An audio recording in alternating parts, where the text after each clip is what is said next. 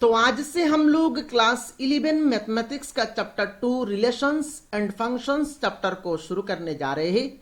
और इस वीडियो में हम लोग पहले तो रिलेशंस एंड फंक्शंस चैप्टर का इंट्रोडक्शन देखेंगे। उसके बाद इसी चैप्टर का एक्सरसाइज 2.1 से क्वेश्चन नंबर 1, 2, 3, 4, 5 और 6 को सॉल्व करेंगे। इससे पहले हम लोगों ने चैप्टर 1 सेट्स चैप्टर को कंप्लीट कर दिया है। अगर आपने सेट्स चैप्टर का वीडियोस को नहीं देखा है तो सारे वीडियोस का प्लेलिस्ट का लिंक इस वीडियो के नीचे आप लोगों को मिल जाएगा। आप उस लिंक के ऊपर क्लिक करके उन सारे वीडियोस को एक एक करके देख सकते हैं। इस वीडियो को देखने के बाद ये वीडियो कैसा लगा आप नीचे कमेंट बॉक्स में कमेंट करके जरूर बताइएगा। और अगर आपने अभी तक अपना प्यारा चैनल को सब्सक्राइब नहीं किया तो सब्सक्राइब कर लीजिए। अगर आप हमारे चैनल को फॉलो करेंगे तो क्लास 11 मैथमेटिक्स के लिए आप लोगों को कोई भी एक्स्ट्रा ट्यूशन लेने की जरूरत नहीं पड़ेगी।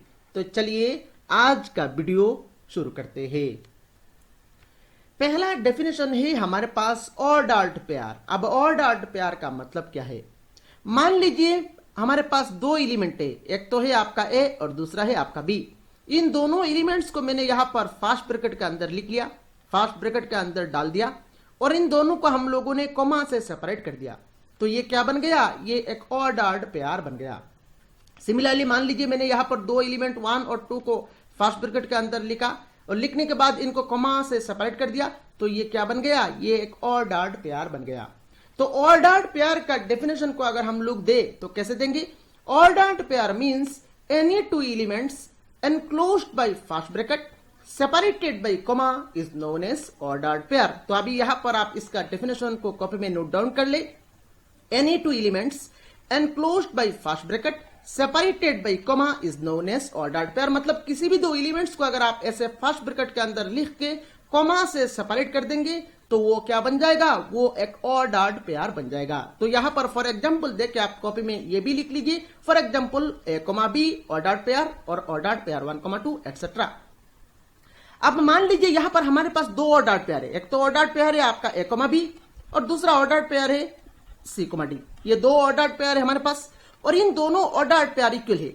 मान लीजिए ये दोनों ऑर्डर्ड पेयर इक्वल है। तो अगर दो ऑर्डर्ड पेयर इक्वल हो तो हम लोग इससे क्या कह सकते हैं? दो ऑर्डर्ड पेयर इक्वल है, दैट मींस इन दोनों ऑर्डर्ड पेयर का करस्पॉन्डिंग कंपोनेंट्स भी इक्वल होंगे। करस्पॉन्डिंग कंपोनेंट्स भी इक्वल होंगे का मतलब क्या है? करस्पॉन्डिंग कंपोनेंट्स भी इक्वल होंगे का मतलब ये है लेफ्ट साइड में जो ऑर्डर्ड पेयर है इसका फर्स्ट कंपोनेंट क्या है? इसका फर्स्ट कंपोनेंट आपका ए। और राइट साइड में जो ऑर्डर्ड पेयर है इसका फर्स्ट कंपोनेंट क्या है? इसका फर्स्ट कंपोनेंट है आपका सी। दैट मींस यहां से हम लोग कह सकते हैं A is equal to C. Then फिर से लेफ्ट साइड में जो ऑर्डर्ड पेयर है उसका सेकंड कंपोनेंट क्या है? बी। और राइट साइड में जो ऑर्डर्ड पेयर है इसका सेकंड कंपोनेंट क्या है? डी। तो यहां से हम लोग कह सकते हैं B is equal to D. तो अगर दो ऑर्डर्ड पेयर अगर इक्वल हो तो उन दोनों ऑर्डर्ड पेयर का करस्पॉन्डिंग कंपोनेंट्स भी इक्वल होगा। मेरे ख्याल से यहां पर ऑर्डर्ड पेयर क्या है ये आप लोगों को समझ में आया होगा। चलिए नेक्स्ट डेफिनेशन को देखते हैं।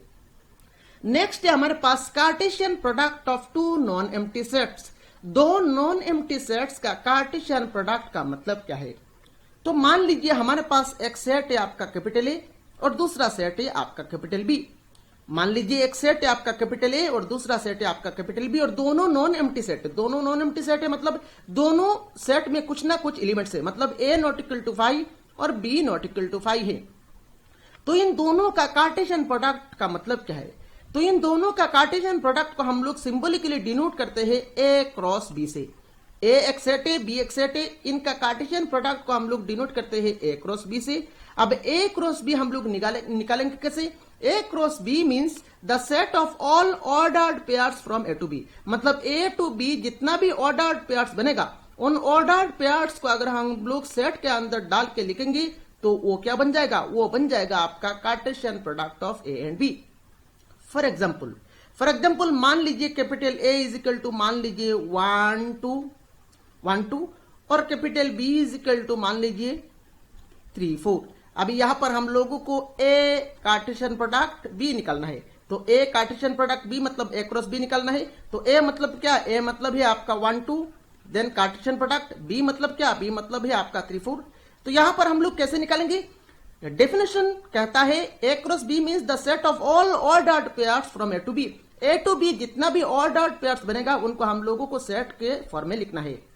तो ऑड डॉट पेयर देखिए, पहला ऑड डॉट पेयर 1 देन 3, तो 1,3, उसके बाद 1,4, देन आ जाएगा नेक्स्ट 1,4, देन 2 में आइए 2,3, तो नेक्स्ट ऑड डॉट पेयर हो जाएगा आपका 2,3, देन नेक्स्ट ऑर्डर पेयर 2,4, तो नेक्स्ट ऑर्डर पेयर आ गया आपका 2,4, तो ये हो गया आपका ए कार्टेशियन प्रोडक्ट बी। सिमिलरली हम लोग यहां से बी क्रॉस ए बी निकाल सकते हैं। तो बी क्रॉस ए, पहले तो यहां पर हम लोग बी सेट को लिखेंगे, देन क्रॉस ए सेट को लिखेंगे, तो यहां से हम लोग बी क्रॉस ए बी निकाल सकते हैं। तो Cartesian product of B and A का डेफिनेशन अगर हम लोग लिखे तो कैसे लिखेंगे? Cartesian product of B and A का डेफिनेशन अगर हम लोग लिखे तो कुछ इस तरह से लिखेंगे, the set of all ordered pairs from B to A, the set of all ordered pairs from B to A. अभी आप यहां पर इसका डेफिनेशन को कॉपी में नोट डाउन कर लीजिए। Let capital A and capital B two non empty sets. The Cartesian product of A and B is denoted by A cross B. So A और B का Cartesian product को हम लोग denote कैसे करेंगे? A cross B से, and is defined as the set of all ordered pairs from A to B. और हम लोग A cross B को कैसे लिखेंगे? All ordered pairs from A to B अगर हम लोग लिखेंगे तो वो हो जाएगा आपका Cartesian product of A and B। मेरे ख्याल से Cartesian product कैसे निकाला जाता है और क्या मतलब है इसका, ये भी आप लोगों को समझ में आया होगा। अब फ्रेंड्स मान लीजिए एक सेट है आपका कैपिटल ए, और इस ए सेट में आपका एम नंबर ऑफ एलिमेंट्स है। इस ए सेट में कितना एलिमेंट्स है? एम एलिमेंट्स है। और मान लीजिए और एक सेट है आपका बी, और इस बी सेट में मान लीजिए एन नंबर ऑफ एलिमेंट्स है। मैं फिर से रिपीट कर रहा हूं, number of elements in A B M हम लोगों ने मान लिया, और number of elements in B B N हम लोगों ने मान लिया। अभी यहां पर जब हम लोग ए क्रॉस बी करेंगे तो ए क्रॉस बी में टोटल नंबर ऑफ एलिमेंट्स कितना होगा? तो एन ए क्रॉस बी का मतलब क्या है? Number of elements in A cross B. तो number of elements in A cross B कितना होगा? M into N. M into N जो आएगा वही हो जाएगा आपका ए क्रॉस बी में total number of elements. For example मान लीजिए एक सेट ए में आपका 3 एलिमेंट्स है और एक सेट बी में आपका 2 एलिमेंट्स है। तो एन ए क्रॉस बी मतलब ए क्रॉस बी में कितना एलिमेंट्स आएगा? ए क्रॉस बी में आपका 3 इंटू 2 मतलब 6 एलिमेंट्स आ जाएगा। अब यहां पर आइए, देखिए ए में कितना एलिमेंट्स है? 2 एलिमेंट्स है, और बी में कितना एलिमेंट्स है? 2 एलिमेंट्स है। तो ए क्रॉस बी में कितना एलिमेंट्स आएगा? 2 इंटू 2 4 एलिमेंट्स आएगा। तो देखिए यहां पर 1 2 3 4, तो 4 एलिमेंट्स यहां पर ए क्रॉस बी में आ गया। मेरे ख्याल से यहां पर ये कंसेप्ट भी आप लोगों को समझ में आया होगा। तो अगर आपने ऑर्डर्ड पेयर को समझ लिया और Cartesian product of 2 non empty set का डेफिनेशन को समझ लिया, तो यहां पर आप एक्सरसाइज 2.1 का सारे क्वेश्चंस को आप चुटकी में सॉल्व करेंगे। चलिए एक एक करके सॉल्यूशन शुरू करते हैं। पहला क्वेश्चन नंबर 1 में यहां पर देखिए हम लोगों को बोल रहा है, if x/3 + 1, y - 2/3 = 5/3, 1/3, then find the values of x, y। तो यहां पर देखिए हम लोगों को दिया गया है 2 ऑर्डर्ड पेयर इक्वल है, तो हम लोगों को यहां से x और y का वैल्यू निकालना है। तो चलिए सॉल्यूशन शुरू करते हैं। तो यहां पर हम लोग सॉल्यूशन में लिखेंगे, पहले तो क्वेश्चन को यहां पर उठा देंगे, x/3 + 1, y - 2/3 = 5/3, 1/3। अभी इस कॉन्सेप्ट को हम लोगों ने देखा था, क्या देखा था? 2 ऑर्डर्ड पेयर अगर इक्वल है तो उन दोनों ऑर्डर्ड पेयर का करस्पॉन्डिंग कंपोनेंट्स भी इक्वल होते हैं। तो यहां पर फर्स्ट कंपोनेंट क्या है? लेफ्ट साइड में फर्स्ट कंपोनेंट है आपका x/3 + 1, और राइट साइड में फर्स्ट कंपोनेंट क्या है? 5/3। तो x/3 + 1 = हो जाएगा आपका 5/3। उसके बाद लेफ्ट साइड में सेकंड कंपोनेंट क्या है? सेकंड कंपोनेंट है आपका y - 2/3। तो सेकंड कंपोनेंट = राइट साइड में सेकंड कंपोनेंट क्या है? 1/3। तो = हो गया आपका 1/3। अभी इन दोनों इक्वेशंस को हम लोगों को सॉल्व करना है। तो अगर हम लोग यहां पर लेफ्ट साइड में एलसीएम लेंगे तो एलसीएम आ जाएगा आपका 3, ऊपर में हो जाएगा आपका x + 3, और राइट साइड में यहां पर है हमारे पास 5/3। अभी यहां पर देखिए 3 कैंसिल हो गया, तो this implies x + 3 = 5। This implies x = 5, और 3 को राइट साइड में लेके जाएंगे तो ये हो जाएगा आपका -3। अभी 5 - 3 करेंगे तो ये आ जाएगा आपका 2। अभी इसमें आइए, इसमें हम लोग एलसीएम लेंगे तो एलसीएम हो जाएगा आपका 3, तो ऊपर में हो जाएगा 3y - 2 = 1/3। अभी यहां पर 3 कैंसिल हो गया, सो दिस इंप्लाइज 3y - 2 = 1।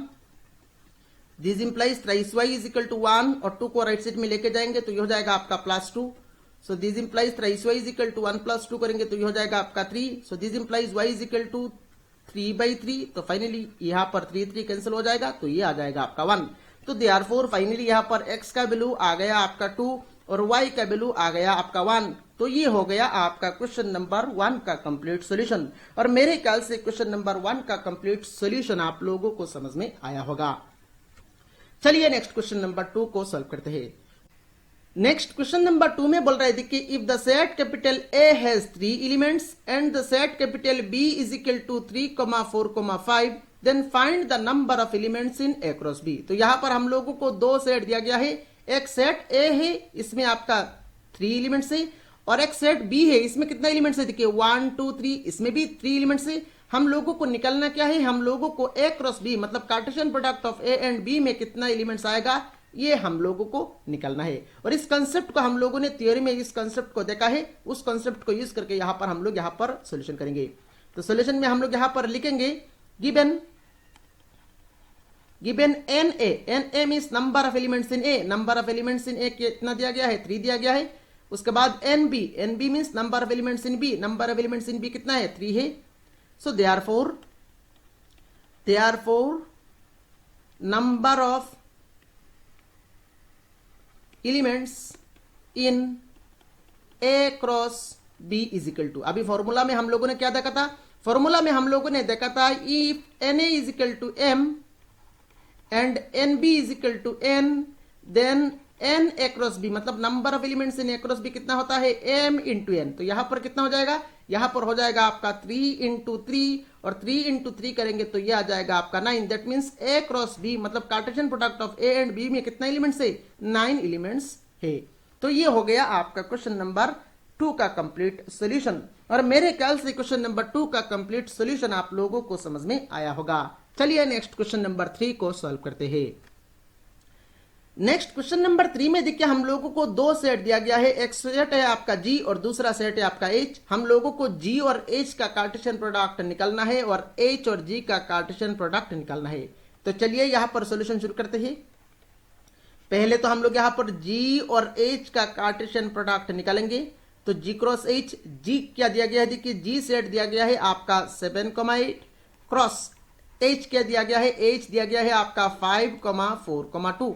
अभी हम लोग यहां पर इन दोनों सेट का कार्टेशियन प्रोडक्ट करेंगे मतलब ऑड odd pair from this set to this set. तो क्या आएगा, पहले यहां पर हम लोग 7 से लिखेंगे तो पहला ऑड ऑड पेयर हो जाएगा आपका 7,5. उसके बाद नेक्स्ट ऑड ऑड पेयर हो जाएगा आपका 7,4. Then next odd odd pair आ जाएगा आपका 7,2. अभी यहां पर 8 से लिखेंगे तो पहला ऑड ऑड पेयर हो जाएगा आपका 8,5.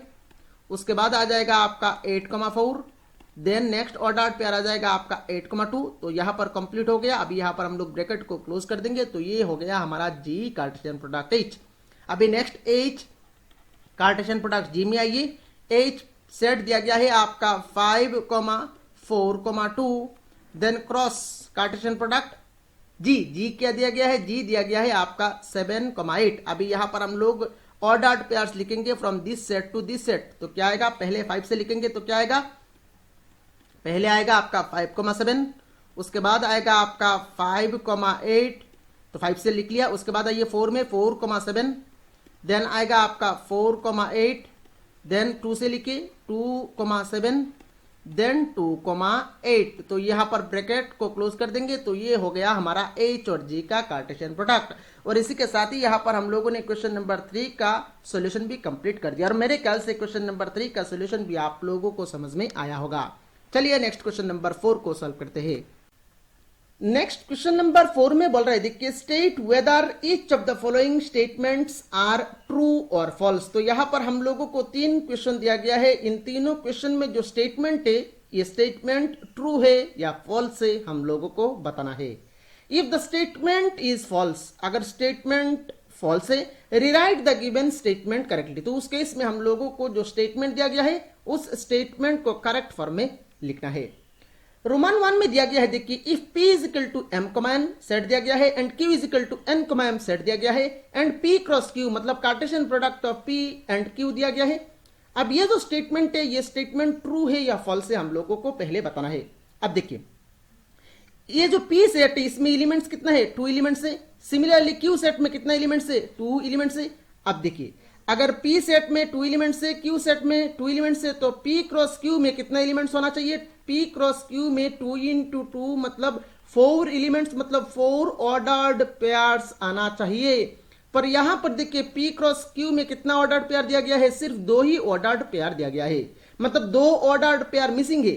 तो ये जो स्टेटमेंट है पी क्रॉस क्यू जो दिया गया है ये आपका रॉन्ग है, ये आपका रॉन्ग है, क्योंकि इसमें 4 ऑर्डर्ड पेयर्स आना चाहिए था।